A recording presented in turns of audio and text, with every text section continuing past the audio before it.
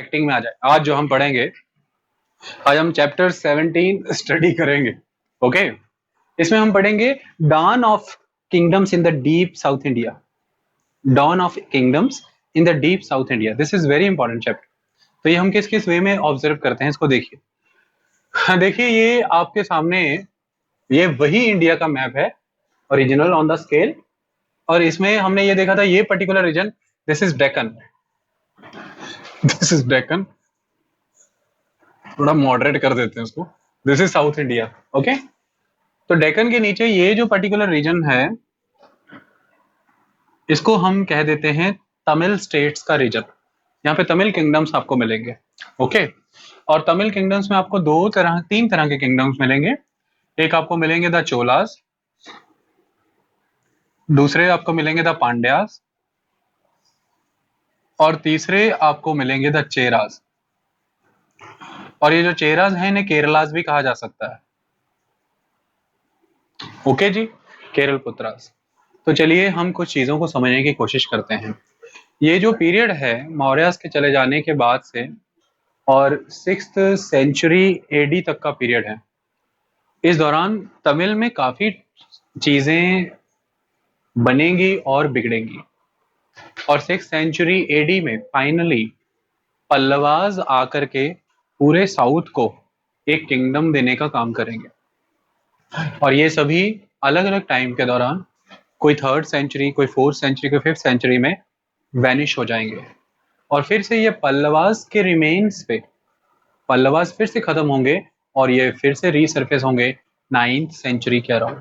और फिर ये हमें मिलेंगे साउथ में 12th 13th सेंचुरी तक, इवन 14th सेंचुरी तक भी। तो आपके सामने ये दो किंगडम्स दो बार आएंगे, ये तीनों किंगडम्स दो बार आएंगे। एक तो अभी इस फेज में आए जिसको हम क्रिश्चियन एरा कहते हैं। ओके, इसके बाद यहाँ पर 4th 5th सेंचुरी के अराउंड आ जाते हैं वो रूलर मेन पल्लवास। इसके बाद फिर से 8th और 9th सेंचुरी के दौरान रीसर्फेस हो जाएंगी यही वाली वापस से किंगडम्स, और तब होंगी ये किंगडम्स। अभी आप इनको मोर और लेस चीफटेंस कह सकते हैं, चीफ्स की तरह है ये। ओके जी, तो सिस्टम को समझने की कोशिश करते हैं। स्टॉप करना है, मार्कर नहीं चल। देखिए, साउथ इंडिया में यानी कि तमिल एरियाज में 1000 BC के अराउंड कुछ चीजें हो रही थी। और वो क्या हो रही थी, तो 1000 BC का पीरियड बिगिनिंग माना जाता है मेगालिथिक पीरियड की। तो मेगालिथिक बिगिनिंग हो रही है, दैट इज इंपॉर्टेंट। मेगालिथिक क्या हुआ करते थे, इनकी क्या खासियत है, ये बुरियल प्लेसेस हुआ करते थे। इंपॉर्टेंटली बुरियल्स हुआ करते थे जिसमें आप पिट के अंदर इनह्यूमेशन करते हैं। इनह्यूमेशन मतलब किसी को दबाना, दफनाना। तो आप इनह्यूमेशन क्रीमेशन करते हैं, जलाते नहीं है, दफनाते हैं। तो पिट बनाकर उसके नीचे, उसके अंदर मुर्दे को दफना देना, और उसके अराउंड बहुत बड़े बड़े बोल्डर्स रख दिए जाते थे। इन साइट्स को हम मेगालिथिक साइट्स कहते हैं। और यहाँ से हमें बहुत सारी चीजें ऑब्जर्व हुई हैं साउथ में। वो क्या है, सबसे इंपॉर्टेंट बात तो ये हुआ करती थी कि ये जो मेगालिथिक साइट्स हुआ करती थी, इनमें हमें इन पिट होल्स में, इन मेगालिथिक बुरियल्स में काफी सारे आर्टिकल्स भी साथ में रिकवर हुए हैं। सबसे पहला तो इन आर्टिकल से हमें इनका एक रिलीजियस फेथ पता लगता था कि ये लाइफ आफ्टर बर्थ में बिलीव करते हैं। ये एक इंपॉर्टेंट बात थी। और सेकंड एस्पेक्ट हमें ये क्लियर होता है कि ये किस किस तरह की चीजों में एक्सपर्ट्स थे। तो क्राफ्ट किस तरह का था, ये किस तरह के मेटल्स को यूज किया करते थे, मेटल्स का नेचर क्या हुआ करता था, मेटल से बनी हुई चीजों का नेचर क्या था, वो इम्प्लीमेंट्स हुआ करते थे, या वेपन्स हुआ करते थे, ये पता लगता है। तो हम इन चीजों जो दफनाई गई इन आर्टिकल्स के थ्रू काफी कुछ चीजों का अंदाजा लगा लेते थे कि किस तरह का उनके रिलीजियस बिलीफ्स थे, सोसाइटी में क्राफ्ट का लेवल किस तरह का था, मेटल कौन सा बड़े पैमाने पे यूज था, तो क्यों यूज था, और मेटल के क्या बनते थे, टूल्स बनते थे, इम्प्लीमेंट्स ज्यादा बनते थे, या वेपन्स ज्यादा बनते थे। इससे नेचर ऑफ द किंगडम या nature of the state clear होता है, अगर स्टेट एग्जिस्ट करता था तो इन सारी चीजों को हमने स्टडी किया और हमें क्या क्या ऑब्जर्व हुआ। सबसे पहली बात तो ये मैं आपको बता दूं कि 1000 BC के अराउंड बिगिनिंग हुई मानी जाती है मेगालिथिक साइट्स की। लेकिन जो फेज है megalithic phase, that concentrated sites of megalithic burials, ये फेज बिगन होता है प्रॉपर 500 के अराउंड। तो 500 बीसी प्रॉपर फेज को बिगिन देता है, और ध्यान रखें कि ये 100 बीसी तक चलता है, और कहीं कहीं पर तो ये 100 एडी तक भी चला जाता है। तो 500 से 100 एडी तक भी चला जाता है, लेकिन the concentration of the phase is from 500 BC to 100 BC, but the beginning of the megaburials जो है ये denoted to the 1000 BC. Okay, तभी शुरुआत हो गई है इन चीजों की। अभी क्या है, तो लोकेशन को आइडेंटिफाई करना बहुत जरूरी है। लोकेशन कहाँ पे होता था, मैं क्यों करा रहा हूँ मेगालिथिक बोरियल, जो पहले भी करा चुका हूँ, यहीं से मैं खड़े करूंगा चोल, चेर और पांड्या, बैकग्राउंड पता होनी जरूरी है। तो ये जो मेगालिथिक साइट्स हुआ करती थी, इनकी सबसे पहली खासियत, अगर आप यहाँ पर देखें तो गोदावरी नदी है, कृष्णा नदी है। तो basic aspect this region of Andhra and the region of the Tamil Nadu, यानी कि अभी जो साउथ इंडिया की डीप टिप है, this tip, look at the tip, this is tip ना। अगर मैं ये साउथ इंडिया बनाऊं तो इसी को मैं टिप कहूंगा ना। टिप में क्या आ रहा है, the Kaveri deltas, the Kanyakumari region, that the most fertile region of the Tamil Nadu, most fertile region of the Kerala, यही टिप में आ जाता है ना, इंडिया की टिप में। Look at the tip region, यहीं पे सब कुछ कंसंट्रेटेड है ना। तो 1000 बीसी के अराउंड, 1900, 800, 700, 600, 500, 300, 400, 300, 200 तक भी आपको ये टिप के अराउंड कुछ मेजर एक्टिविटीज ऑब्जर्व नहीं हो रही हैं।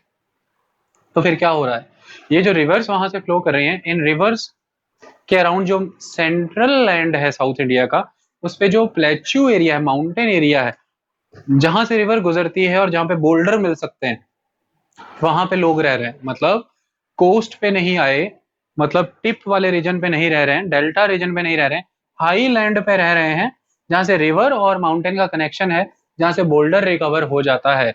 ऐसी लोकेशंस पे रहने वाले ये लोग हैं, और इनकी मेजोरिटी ऑफ द कंसंट्रेशन है आंध्र एंड तमिलनाडु में। आंध्र प्रदेश एंड तमिलनाडु में majority of the megalithic sites मिलती हैं। अदरवाइज ये ऑल इन ऑल पूरे साउथ इंडिया में फैली हैं, नॉर्थ ईस्ट इंडिया में फैली हैं, और एक्सट्रीम नॉर्थ इंडिया में फैली हैं। कंसंट्रेशन हाईली मिलता है आंध्र प्रदेश और तमिलनाडु का वो एरिया जहां से रिवर गुजर रही है, लेकिन एडजॉइंड बाय द माउंटेन्स, जहां से बोल्डर रिकवर हो सकते हैं। तो अभी ये पहाड़ों पे है, अभी ये प्रिमिटिव लाइफ में है, अभी एक तरह की ट्राइबल सोसाइटी की फॉर्म में जिंदगी जी रहे हैं। बड़े पैमाने पर आप जब यहाँ से आयरन के इंप्लीमेंट्स निकालते हैं, तो ठीक है, ये बात सही है कि आयरन का यूज करना शुरू कर दिया था, लेकिन आयरन का यूज उतने प्रोग्रेसिव वे में नहीं हो रहा था जैसा शायद कभी 600 बीसी में मगध में हो रहा था। तो आयरन का यूज आप देख पा रहे हैं दक्षिण में है, ऐसा आप नहीं कह सकते कि आर्यों ने आयरन का यूज दक्षिण में दिया। ये बहुत बड़ी क्वेश्चन है, इसलिए मैं इतनी बार इस बात पे एम्फसाइज कर रहा हूँ। ये क्वेश्चन इसी वे में आया, एजर्शन, आर्यों ने आयरन साउथ में दी है ऐसा आप नहीं कह सकते, टेक्निक आर्यंस ने दी है ऐसा आप कह सकते हैं। क्या कह सकते हैं, टेक्निक। टेक्निक इज इंपॉर्टेंट ना। देखिए आज अफ्रीका में रिसोर्सेस तो सारे ही हैं, टेक्निक किनके पास है, अमेरिका, यूरोप, है ना। तो मुद्दे की बात क्या है कि आयरन का यूज ये कर रहे थे, और जब हम इनके मेगालिथिक बुरियल्स एक्सकावेट करते हैं, वहां से हमें majority of the iron articles जो मिलते हैं, उनमें से हमें इम्प्लीमेंट्स कम मिलते हैं, लेकिन वेपन्स ज्यादा मिलते हैं। इसलिए इनका कैरेक्टर ये लगता है कि ये शायद हंटर थे या गैदरर थे। ओके, एग्रीकल्चरिस्ट उस लेवल पे नहीं थे, लेकिन फिर भी हमें सिक्कल्स रिकवर होती हैं, हमें आयरन के हो रिकवर होते हैं, लेकिन ये प्रिमिटिव फॉर्म में है। तो कहीं ना कहीं एग्रीकल्चर तो हुआ करता था, लोग रागी उगाया करते थे और अदर आइटम्स यहाँ पे उगाए जाते थे, लेकिन जो पेडी राइस कल्टीवेशन के बेस पे ये तीन किंगडम बाद में उठेंगे, वो उस लेवल पे अभी नहीं हो रहा। सोसाइटी प्रिमिटिव कैरेक्टरिस्टिक रखती है, तो इसीलिए यहाँ पर अभी क्रिमेशन की विधि दफनाने वाली है, जो ट्राइबल सोसाइटीज में ऑलवेज होता है। इस्लाम ट्राइबलिज्म, वो concept, Christianity tribal society beginning, और कोई भी tribal society in this valley civilization, ये दफनाने का काम करेंगे। तो अभी दफनाने का काम चल रहा है, ये इंपॉर्टेंट एस्पेक्ट। तीसरी इंपॉर्टेंट एस्पेक्ट कहीं ना कहीं क्राफ्ट वर्क है। जब लोगों को दफनाया जा रहा है, उनके साथ कुछ कुछ ऐसे पॉटरीज और चीजें दफनाई जा रही हैं, जैसे कि रेड एंड ब्लैक वेयर। तो आपको बड़े पैमाने पर रेड एंड ब्लैक वेयर की पॉटरीज मिलती हैं, तो ये बताती हैं कि क्राफ्ट वर्क था किसी ना किसी लेवल पर। ओके था, ऑन करो। इस टाइम पे रेड एंड ब्लैक वेयर हमने देखा था ना, पॉटरी हुआ करती थी, तो red and black ware pottery आपको अभी भी रिकवर होती है। इससे दो चीजों का क्लैरिटी होती है। सबसे पहले तो पॉट मेकर्स यहाँ पे हुआ करते थे, तो पॉटर्स हुआ करते थे। सेकेंड एस्पेक्ट ये क्लियर होता है कि एग्रीकल्चर का एटलीस्ट लेवल इतना हुआ करता था कि पॉटरी में उसे डाल करके सेव किया जा सके। ये बात क्लियर है। लेकिन किसी भी सिविलाइज्ड सोसाइटी को डेवलप करने के पीछे कुछ बेसिक चीजें होती हैं। जैसे वो बेसिक चीजें क्या होती हैं? आपके पास सबसे पहला एस्पेक्ट बहुत ही लार्ज स्केल एग्रीकल्चर होना चाहिए, लार्ज स्केल एग्रीकल्चर। दूसरा, बिग विलेजेस होने चाहिए। तीसरा, सिटीज होनी चाहिए। चौथा, ट्रेड एंड कमर्स होना चाहिए। ये तभी होगा। कॉइन्स होना चाहिए। स्टेट सिस्टम होना चाहिए, स्टेट सिस्टम होना चाहिए। ये सारी चीजें पे डिपेंड करता है कि एक सेटल्ड लाइफ और एक सिविलाइज्ड लाइफ डेवलप हुई क्या, एक सिटी लाइफ है क्या, अर्बनाइजेशन है क्या। तो इन सारी चीजों के थ्रू अगर हम जाएं तो इस पर्टिकुलर टाइम में आपको कॉइन्स का जिक्र नहीं मिलता, आपको कॉइन्स का जिक्र नहीं मिलता। ठीक है जी। तो ये तो यहाँ पर अवेलेबल ही नहीं है। कॉइन्स का जिक्र इसलिए भी नहीं मिलता क्योंकि बड़े लेवल पे ट्रेड एंड कॉमर्स भी नहीं है, तो ट्रेड एंड कमर्शियल लिंक्स के जिक्र भी नहीं मिलते। क्यों? पहाड़ों पे हैं ये, रिवर्स के किनारे हैं, और इस तरह के कोई पोर्ट एरियाज या इंपॉर्टेंट ट्रेडिंग जंक्शंस इन्होंने जो डेवलप किए हों, ऐसे हमें एविडेंसेस नहीं मिलते हैं। ये सबसे बड़ी बात। तो जब कॉइन्स नहीं है, जब ट्रेड एंड कॉमर्स नहीं है, तो बहुत ही प्रिमिटिव ट्राइबल नेचर की सोसाइटी है जिसमें आपको स्टेट सिस्टम भी नजर नहीं आएगा। मतलब आपको पॉलिटिकल एडमिनिस्ट्रेशन यहाँ पे ऑब्जर्व नहीं होगी।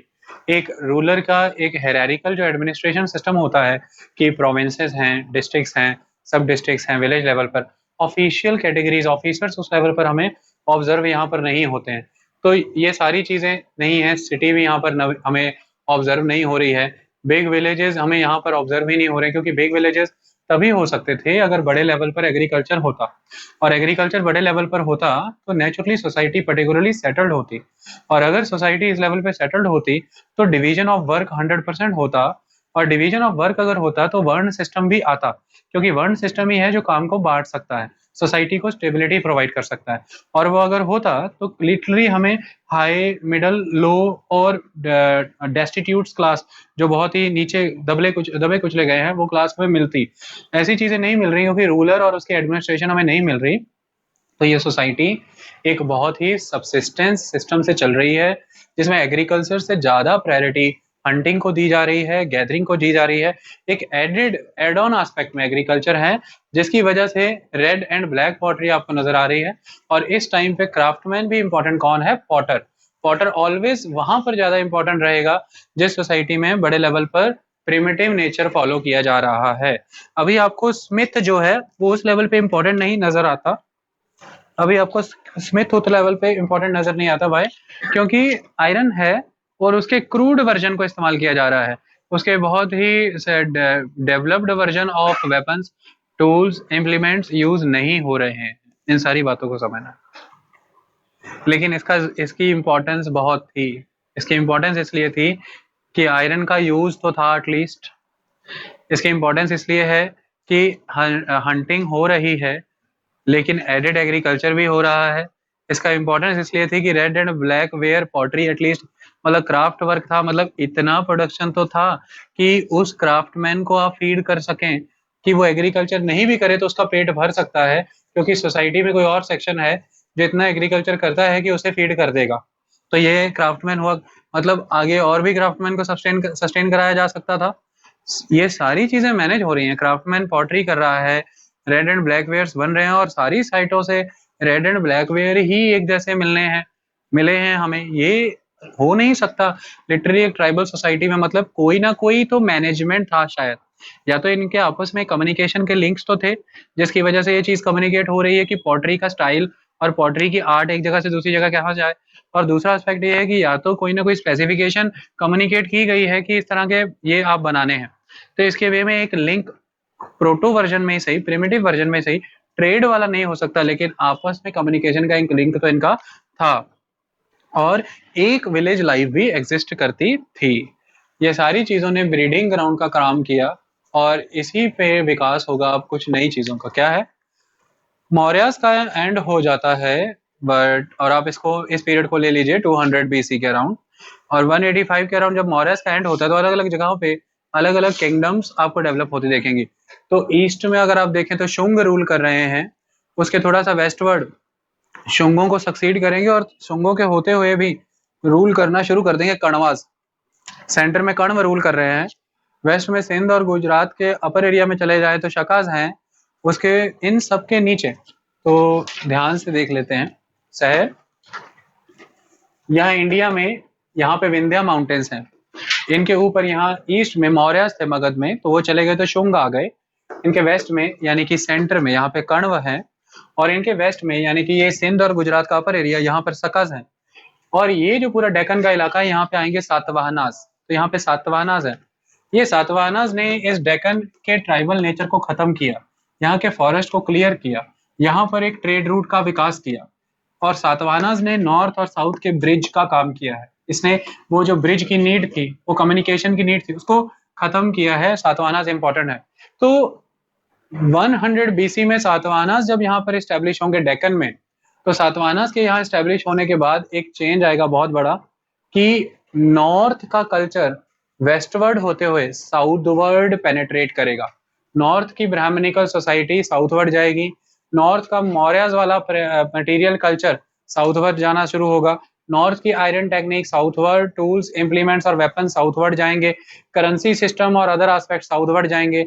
ये सारी चीजें साउथवर्ड पेनेट्रेट होने से जो कभी मॉन्क बुद्धिस्ट मॉन्क्स के द्वारा या जैनिज्म के द्वारा, जो ब्राह्मणास के द्वारा, ऋषियों के द्वारा, ऐसा कहते हैं कि ऋषि अगस्त्यस आए थे साउथ में, ये सारा क्रॉनिकल में है, या फिर जो कभी ना कभी ट्रेडर और कमर्शियल क्लासेस के द्वारा, या फिर वो रूलर्स जो अपने आप की बाउंड्री बढ़ाना चाहते हैं, इन सभी ने कैटलिस्ट का रोल प्ले किया।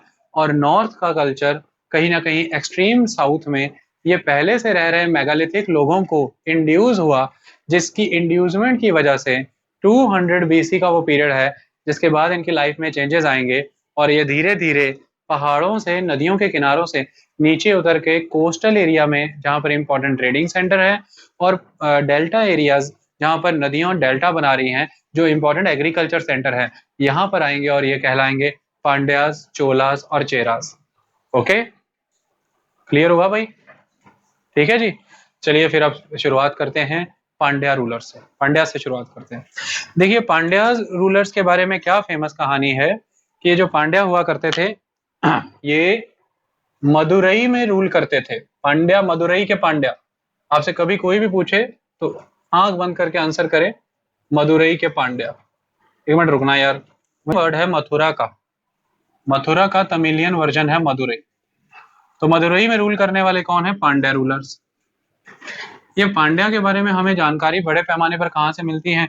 मेगास्थनीज इनके बारे में हमें कुछ कुछ बताता है, ये इंपॉर्टेंट है। तो क्या बताता है मेगास्थनीज? सबसे पहली बात तो मेगास्थनीज ये बताता है कि पांड्याज में, पांड्या किंगडम में एक वुमेन रूल कर रही है, वुमेन। तो वुमेन रूल कर रही है, उसका ऐसा कहना है, ये पहली बात। दूसरी बात वो ये बता रहा है कि यहाँ पर 7 साल की लड़की को मैंने माँ के रूप में देखा, मतलब 7-7 साल की बच्चियां माँ बनती हैं। ये शायद एग्जैजरेटेड बात कह दी उसने, कहने का मतलब यहाँ पे चाइल्ड मैरिज था, छोटी छोटी उम्र की लड़कियां माँ बनती थी, ऐसा उसको ऑब्जर्व हुआ। ओके। और तीसरी चीज वो ये बता रहा है कि ये जो वुमेन रूल कर रही है, इसको लोगों का बहुत ज्यादा समर्थन है। तो यहाँ से पांड्यास के नेचर के बारे में क्या पता लग रहा है? थोड़ा ट्राइबल नेचर, क्योंकि ट्राइबल सोसाइटी में ही वुमेन इंपॉर्टेंट रहेगा, अदरवाइज वुमेन पैट्रीलिनियल सोसाइटी में इंपॉर्टेंट नहीं हो सकता। तो वुमेन में बाद में यही कारण है, आज भी आप साउथ में जाएं तो वुमेन का रिस्पेक्ट बहुत स्ट्रांग है। तो ये जो पर्टिकुलर पांड्या डायनेस्टी है, इसमें आपको कहीं ना कहीं बिगिनिंग में वुमेन ओरिएंटेड सोसाइटी नजर आ रही है, उसकी रिस्पेक्ट नजर आ रही है। ये एक बात समझाई इसके बारे में। दूसरा, पांड्यास के बारे में और क्या इंपॉर्टेंस है, हम कैसे जानते हैं इनके बारे में? इनके बारे में जानने का एक इंपॉर्टेंट सोर्स है संगम लिटरेचर। संगम लिटरेचर, ये संगम लिटरेचर क्या है? देखिए पांड्यास की कैपिटल मदुरई में 3 बार, अलग अलग टाइम पे 3 बार जो पोएट्स हैं, जो बार्ड्स हैं, जो मिनिस्टर्स हैं, जो घूमते फिरते कथाएं सुनाते, कहानी सुनाते जो कवि हैं, ये असेंबल हुए हैं। अब 8th सेंचुरी एडी में एक टेक्स्ट लिखा गया है, उसके मिडल में जाके एक चर्चा आती है कि 9990 साल तक चला था ये संगम लिटरेचर का दौर। अल्टीमेटली 8000 958 8,958 कवियों ने इसमें पार्टिसिपेट किया और 172 पांड्या रूलर्स का इसको पेट्रोनेज मिला। ये बहुत एग्जैजरेटेड है, ऐसा कुछ भी नहीं है।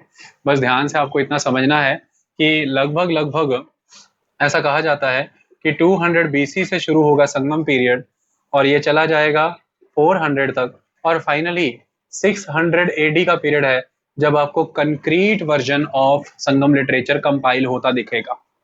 बस इतना समझना है। पहली बात तो ये हो गई। दूसरा, संगम लिटरेचर के बारे में क्या फेमस है कि संगम लिटरेचर 3 बार में हुई है, 3 बार पोएट्स असेंबल हुए हैं। फर्स्ट टाइम में कहा गया है कि गॉड भी आए हैं, फर्स्ट संगम में भगवान भी आए हैं, लेकिन उस संगम में जो पोएट्री लिखी गई है वो मिली नहीं, लॉस्ट हो गई। सेकंड संगम में जो लिखा गया है आज हमारे पास वो अवेलेबल है, और वो लगभग 2000 कविताएं हैं जो लिखी गई हैं और उनको डिवाइड किया है 8 बुक्स में। ये इंपॉर्टेंट है, 8 किताबों में बांटा गया है। क्या खासियत है संगम लिटरेचर की, हम इतना क्यों इससे जान पाते हैं? सबसे पहले तो इनको ऋग्वेद के कंपैरिजन में रखा गया। ये कहा गया कि जैसे वेदास में हिम्स हैं, ऐसे ही संगम में भी हिम्स हैं, संगम लिटरेचर में भी हिम्स हैं। पहली बात। दूसरी बात, वेद अगर संस्कृत में थे तो ये तमिल में है। किस भाषा में है? तमिलियन।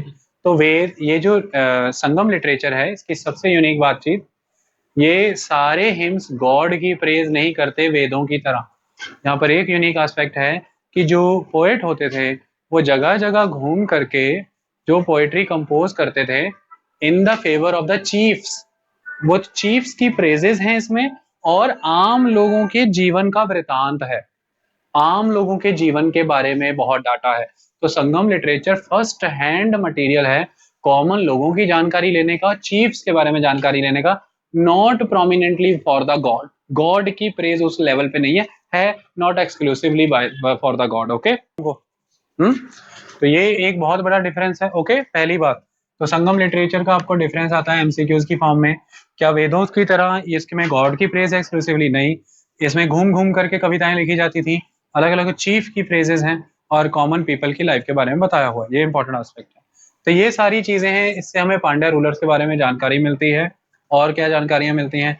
ऑलवेज पांड्याज और चोलाज हमेशा एक दूसरे से फाइट करते रहते थे, ये इंपॉर्टेंट है। दूसरा, पांड्यास के कई बारी केरल यानी कि चेरास के साथ भी अग्रीमेंट्स हुए हैं और उसके अलायंस के साथ इन्होंने चोलास के साथ फाइट की है, लेकिन चोलास विजयी हुए हैं और एक केरल यानी कि चेरा रूलर ने वापसी में दौड़ते हुए पीठ दिखाई, उस पर वार किया गया, आक्रमण हुआ, तो जो वो वाउंड उसको पड़े हैं पीठ दिखाकर भागने पर, उसके बाद उसने सुसाइड कर लिया था। तो ये क्वेश्चन आया हुआ है कि किस 3 किंगडम्स में से किस दक्षिण के राजा ने सुसाइड अटेम्प्ट किया? तो वो चेरा के रूलर ने सुसाइड अटेम्प्ट किया जब उन्होंने अलायंस बना करके पांड्यास के साथ चोलास को अटैक करने की कोशिश की। ओके, ये पांड्यास के बारे में अभी अकेले इतना, अभी इनका कलेक्टिव ट्रेड का जिक्र होगा, वो ट्रेड का जब जिक्र करेंगे तो आगे बढ़ेंगे। ओके, यही पांड्या रूलर्स हैं जो आगे जाकर के 300 400 के दौरान खत्म हो जाएंगे और फिर से ये वापस से इनका विकास होगा और 800 900 के अराउंड ये आपको उभर करके दिखेंगे। तो पांड्यास को ओवरकम करेंगे चोलास। चोलास बहुत स्ट्रांग है। पांड्यास के बारे में और अगर 2-3 बातें समझनी है तो इनका एडमिनिस्ट्रेटिव सिस्टम पांड्यास का कैसा रहता होगा। दिमाग से सोचो कि एक ट्राइबल सोसाइटी से उनका विकास हुआ है, तो अल्टीमेट एस्पेक्ट है कि एडमिनिस्ट्रेटिव सिस्टम में फ्यूडेटरी सिस्टम फॉलो किया जाता होगा, क्योंकि जो आउटसाइडर आएगा और या जो कंट्री में भी एक ट्राइबल सोसाइटी से डेवलप होगा, लोगों पे कंट्रोल रखने के लिए जिनका लोकल होल्ड है उनको वो रिटेन करेगा। ये इंपॉर्टेंट एस्पेक्ट है, तो वो यहाँ पर भी हुआ करता था। ओके, ये एक एस्पेक्ट। सेकेंड एस्पेक्ट, यहाँ पर जो अब किंग है ये आपको ब्राह्मणिकल सिस्टम ऑब्जर्व होना शुरू हो जाएगा। नॉर्थ से साउथ की तरफ ब्राह्मणिज्म कहीं ना कहीं आ रहा है और किंग के अंदर भी धर्मशास्त्र और सूत्रास को फॉलो करने की एक जील नजर आती है। तो किंग आपको सेक्रीफाइस और रिचुअल्स करता भी नजर आएगा, लेकिन उतने बड़े स्केल पर नहीं। ये दूसरी बात। तीसरी एस्पेक्ट, किंग खुद को गॉड से जोड़ता हुआ नजर आएगा, ये इंपॉर्टेंट एस्पेक्ट है। तो जो किंगशिप है ये डिवाइन हो जाएगी। जब भी एक ट्राइबल नेचर होता है तो किंगशिप आपको डिवाइन कैरेक्टर में नजर आएगी, तो किंगशिप आपको डिवाइन ऑर्डर में नजर आएगी। रूलर जो है उसके अंदर गॉड के कैरेक्टर्स और high level super natural elements दिखाने का प्रयास किया जाएगा। ये तीसरी सबसे बड़ी बात। चौथा एस्पेक्ट, जो रूलर है इस टाइम पर, वो जो यहाँ के इन्फ्लुएंशियल सेक्शंस हैं उनको यूटिलाइज करेगा सिविल और मिलिट्री ऑर्गेनाइजेशन में, जिन्हें अगर आप ध्यान से पढ़ेंगे तो वल्लाल कहा गया है, वल्लाला, यानी कि ये वेल्लालाड़ है। वेल्लालाड़ आपने सुने थे ना, तो वेल्लालाड़ास तो वल्ललास, वल्लला, तो ये वेल्लालाड़ और या वल्ललास हुआ करते थे, बहुत इंपॉर्टेंट। ये कौन हुआ करते थे? बहुत ही बिग लैंडलॉर्ड्स। तो ये बहुत ही बिग लैंडलॉर्ड्स होते थे, और रूलर ने अपनी पॉलिटिकल सिस्टम में इन बिग लैंडलॉर्ड्स को इंड्यूस कर लिया और इनके हाथ में कमांड दे दी, सिविल भी और मिलिट्री भी। तो ये इंपॉर्टेंट एस्पेक्ट है। रूलर जो खुद हुआ करते थे ये वॉरियर क्षत्रिय क्लास से बिलोंग करते, खुद को कहते हैं कि हम क्षत्रिय वॉरियर क्लैन से बिलोंग करते हैं। तो ब्राह्मण क्षत्रिय वैश्य शूद्र जैसा एक सिस्टम दक्षिण में स्टैब्लिश किया गया। रूलिंग क्लास के ऊपर इन्फ्लुएंस ब्राह्मणिज्म का आया। इसी के बाद आप रूलिंग क्लास के ऊपर इन्फ्लुएंस संस्कृत का भी देखेंगे। लेकिन इस टाइम तक जो इम्पोर्टेंट यहाँ की लैंग्वेज है वो तमिलियन लैंग्वेज ऑब्जर्व होती है, ये इंपॉर्टेंट है। स्क्रिप्ट जो यूज की जा रही है वो ब्रह्मी यूज की जा रही है, लैंग्वेज तमिलियन है, स्क्रिप्ट ब्रह्मी यूज हो रही है, तो ब्रह्मी स्क्रिप्ट कॉमन रहती है हर जगह पर। इसके बाद और जो चीजें नजर आएंगी, दक्षिण की एक खासियत है, चाहे वो सातवाहनाज रहे हों चाहे एक्सट्रीम साउथ के लोग रहे हों, इनमें जो हीरोज रहते हैं वॉर के, और जो वो उनकी जब भी वॉर में शहादत मिल जाती है तो उनकी भी पूजा रहती है, नायका। तो नायक बहुत इंपॉर्टेंट पोजीशन है इनकी आर्मीज में, और इनकी बाद में जाकर के पूजा भी हुआ करेगी, इन्हें लोग बहुत रिस्पेक्ट पे करते हैं, ये इंपॉर्टेंट एस्पेक्ट है। जो इनके जो चीफ हैं डिस्ट्रिक्ट लेवल पर, उन्हें एलादी कहा जाता है, एलादी, ये एक इंपॉर्टेंट एस्पेक्ट है। तो इस तरह के वर्ड आपको देखने को मिलेंगे, एलादी, उसके बाद वेलालाड़, उसके बाद सोसाइटी में आगे पढ़ेंगे और भी एक दो नाम सुनने को मिलेंगे। ये इनकी थोड़ी सी पॉलिटी हुआ करती थी। इसके बाद अगर इनके समाज की बात करें तो समाज में एक परिवर्तन आ रहा है, ट्राइबल कैरेक्टर चेंज हो रहा है, नॉर्थ का ब्राह्मणाइज्ड सोसाइटी ऐड हुई है, हिंदुआइज्ड हुए हैं ये लोग, लेकिन पूरी तरह से चेंजेस और परिवर्तन अभी एग्जीक्यूट नहीं हो पाए हैं। तो चेंजेस का एग्जीक्यूट करने का तरीका अब यहाँ पर क्या है, सोसाइटी में एक superficial mixing of the races होगा, क्योंकि जब एक नया धर्म किसी जगह से आ रहा है, एक नया कंसेप्ट किसी जगह से आ रहा है, तो आप इतना नीट एंड क्लीन वे में सेपरेट सेपरेट डिविजन्स करके किसी को ब्राह्मण क्षत्रिय वैश्य शूद्र नहीं बना सकते। एक इंटरमिक्सिंग तो होगा ही होगा, एक इंटरमिंगलिंग होगा ही होगा। तो इंटरमिक्सिंग हो रखा है इनिशियल लेवल पर, लेकिन जब ही एक बारी प्रिवेल कर जाता है ब्राह्मणिकल ऑर्डर, उसके बाद ब्राह्मणास बहुत इंपॉर्टेंट है समाज में, और हर रूलर ब्राह्मणास को प्रोमिनेंट पोजीशन दे रहा है, अपने साथ रख रहा है। एक मंत्री परिषद का सिस्टम है, और वो मंत्री परिषद के सिस्टम में ब्राह्मणास ही इंपॉर्टेंट होंगे। लेकिन एक बात आप हमेशा याद रखना कि सभा का सिस्टम, असेंबली का सिस्टम वहां यहाँ पर बहुत स्ट्रांगली रहा, क्योंकि ऑलवेज इनका कैरेक्टर उस लेवल पर अभी किंगडम्स के तौर पे नहीं, चीफ के तौर पे रहेगा। तो चीफ के तौर पे जब ये इस तरह का सिस्टम फॉलो करते हैं, इसमें आपको सभा जैसी असेंबलीज ऑब्जर्व होंगी। तो सभा में सारे एल्डर लोग, जो वेनरेटेड लोग हैं, जिनका रिस्पेक्ट है, उनको बिठाया जाता है और उनसे सलाह की जाती है कि बैटल करना चाहिए कि नहीं, किसी ने जो बहुत जबरदस्त क्राइम किया है इसको किस तरह का पनिशमेंट देना चाहिए, देशद्रोह के मामले के ऊपर चर्चा करना। तो आपको यहाँ पर एक ट्राइबल कैरेक्टरिस्टिक्स नजर आ रही है, चीफ सिस्टम है, इसमें समाज के अंदर सभा जैसी एक बॉडी है जिसमें एटलीस्ट लोगों की आवाज को एक प्लेटफॉर्म मिल रहा है, और सभा के थ्रू रूलर कहीं ना कहीं कंट्रोल हो रहा है। ट्राइबल ही कैरेक्टर होने की वजह से समाज में लोगों को उस लेवल पर टैक्सेस भी नहीं देने पड़ रहे हैं। हालांकि राजा टैक्स लेता है, लेकिन आज दिन तक पता नहीं है कि वह टैक्स कितना लेता है। इंपॉर्टेंट यहाँ पे क्या है, ट्रिब्यूट। लोग भाग नहीं दे रहे हैं, टैक्स उस लेवल पे नहीं देते, लेकिन बलि देते हैं, तो ट्रिब्यूट देने का काम है। और सबसे इंपॉर्टेंट एस्पेक्ट है, इसको कंसेप्ट को नाम दिया गया है पर्स एंड द स्वर्ड्स। तो पर्स एंड स्वर्ड्स का मतलब क्या है कि आपका पर्स भरा रहेगा आपकी स्वर्ड के वजह से, मतलब आप कैंपेन करते हो तो आप एग्रेंडाइजमेंट की पॉलिसी करते हो, आप रेड करते हो, और रेड के माध्यम से जब आप एक जगह से दूसरी जगह जा करके बूटी लेकर के आते हो, उस